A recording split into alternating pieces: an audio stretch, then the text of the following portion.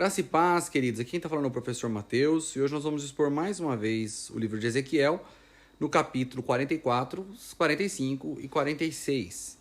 Nós temos lido todos esses dias Ezequiel e temos visto o juízo de Deus contra a nação de Israel, mas já faz aí 1 ou 2 dias que nós temos visto palavras de esperança.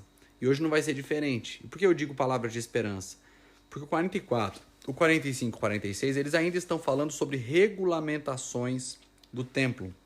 Então, ele está dizendo, olha, não deixe entrar o estrangeiro para servir dentro da minha casa. Pessoas que já serviram outros deuses, não é para servir na minha casa. Inclusive, ele vai deixar lá no verso 10 do capítulo 44, ele já começa com uma advertência contra os levitas. Ele vai dizer, os levitas que me viraram as costas e me abandonaram com todos os outros, isto é, com todo Israel, que fizeram um pacto com todos os ídolos, que nem deuses são, pagarão por tudo que fizeram de errado. A partir de agora, farão somente trabalhos sem grande importância, guardar as portas, ajudar nos serviços do templo e matar os animais dos sacrifícios para o povo e servi-los. Eles atuaram como sacerdote dos ídolos, que nem deuses são, e fizeram o meu povo tropeçar e cair. Por isso jurei que ia castigá-los. É o decreto do eterno Senhor. Eles pagarão pelo que fizeram. Estão demitidos do sacerdócio. E aí ele vai dizer, ele vai no verso 15, antes de ler essa porção que ele vai falar de Zadok, por que eu estou dizendo que isso é uma boa notícia? Porque embora ele esteja corrigindo os levitas, e vai continuar corrigindo aqui, essa é uma boa notícia, eles vão voltar para a terra. A esperança de eles voltarem para a terra. Lembra que desde lá do capítulo que fala sobre o Vale dos Ossos Secos, Deus estava dizendo que podia parecer que estava morto, mas ele tinha poder. Ele podia inclusive estar morto e seco e sequíssimo. Ele podia voltar e dar vida. Então, ele estar falando sobre regulamentação do templo aqui, são palavras de esperança. E aí no verso 15 ele vai dizer, mas os sacerdotes levitas, descendentes de Zadok, que fielmente tomaram conta do meu santuário quando todos viraram as costas e me abandonaram, virão à minha presença e me servirão. Eles farão o trabalho do sacerdotal de oferecer os sacrifícios solenes da adoração. É o decreto do eterno Senhor. Eles são os únicos que têm permissão para entrar no meu santuário. Eles são os únicos que podem se aproximar da minha mesa e me servir acompanhando-me no meu trabalho. Você lembra que lá atrás, lá em Êxodo, quando os filhos de Levi foram designados como levitas para poder fazer o trabalho do tabernáculo lá atrás. Então nós tínhamos os meraritas, os gersonitas, os coatitas, cada um com o seu trabalho. E ali atrás os filhos de Arão é quem poderiam entrar no santuário para servir como sacerdotes.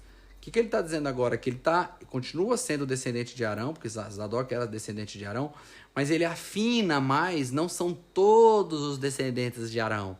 São os descendentes de Arão que também são descendentes de Zadok.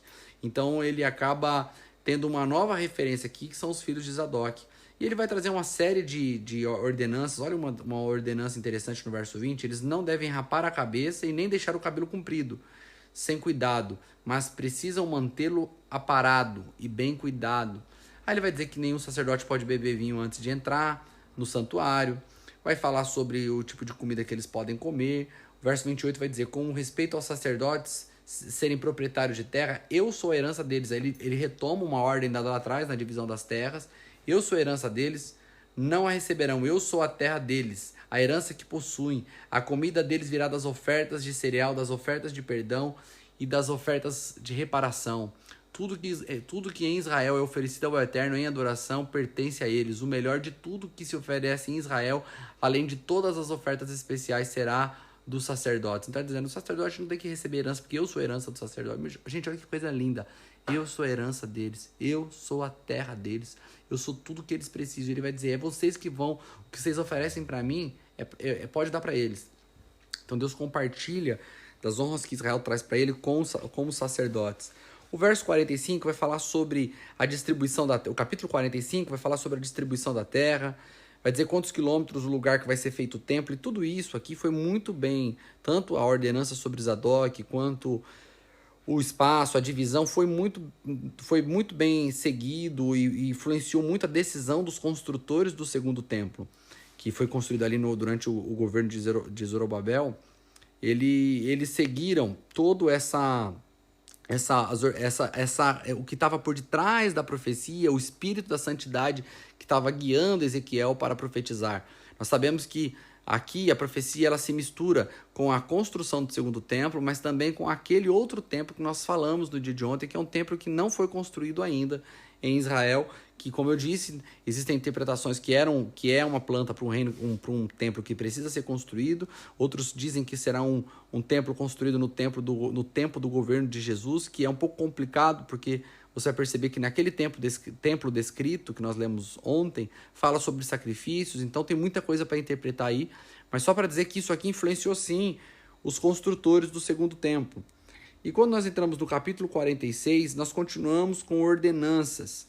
E muitas dessas ordenanças falavam a respeito dos sacerdotes, mas também falavam a respeito do príncipe.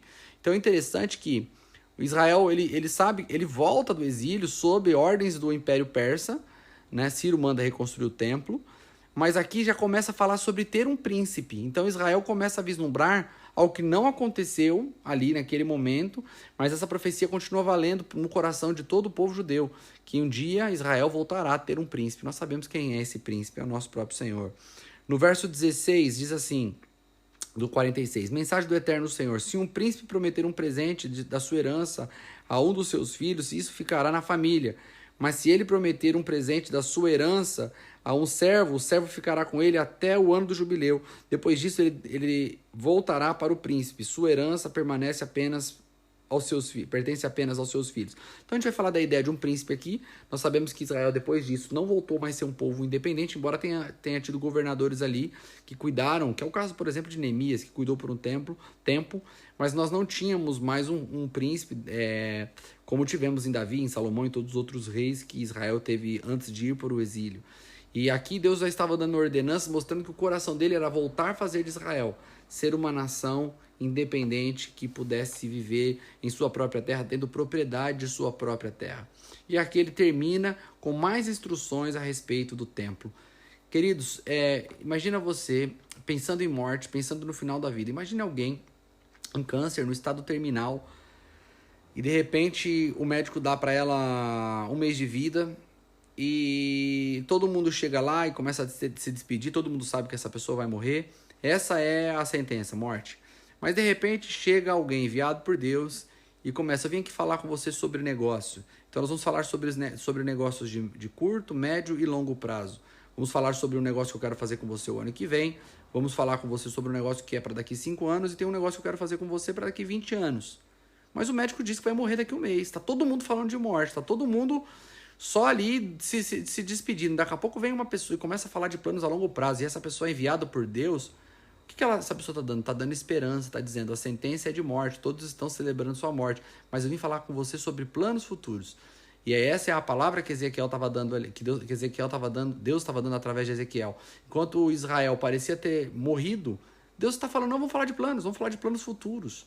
Então, no meio das dificuldades, Deus estava planejando o futuro.